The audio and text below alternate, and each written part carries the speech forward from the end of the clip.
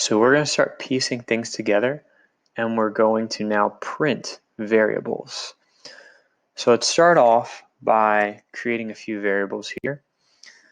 Let's create a string called name, and I'm going to assign it the value Mr.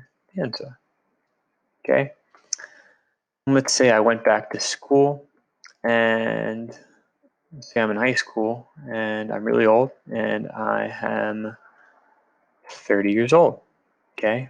Realize this is a string, and this is an integer. So I have a variable name and age.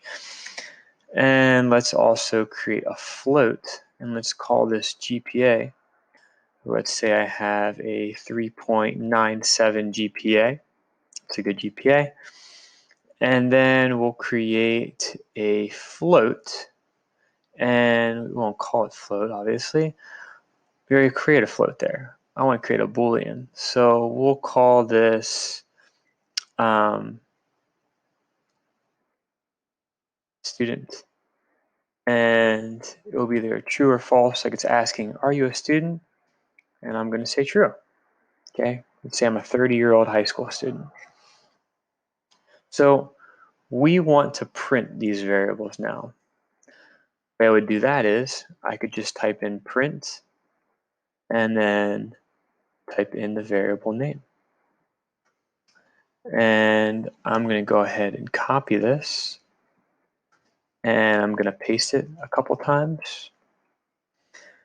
And I'm going to set this print to age. I'm going to assign this, I'm going to print GPA. And then finally, I'm going to print whether I'm a student or not.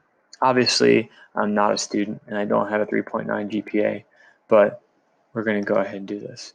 So what should happen is, I'm not going to run it yet, what should happen is it realizes that we assigned Mr. Danza to a variable called name. We assigned 30 to age, 3.97 to GPA, and true to student.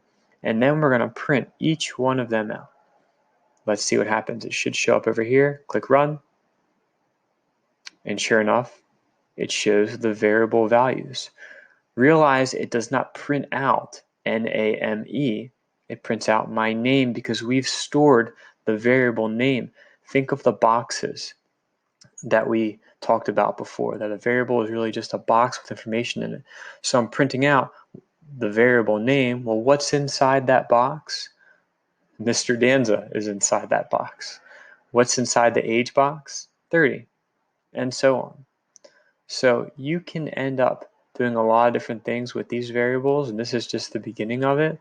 But if you wanted to print these variables, this is how you would do it. So we printed out a string, an integer, a float, and a Boolean value.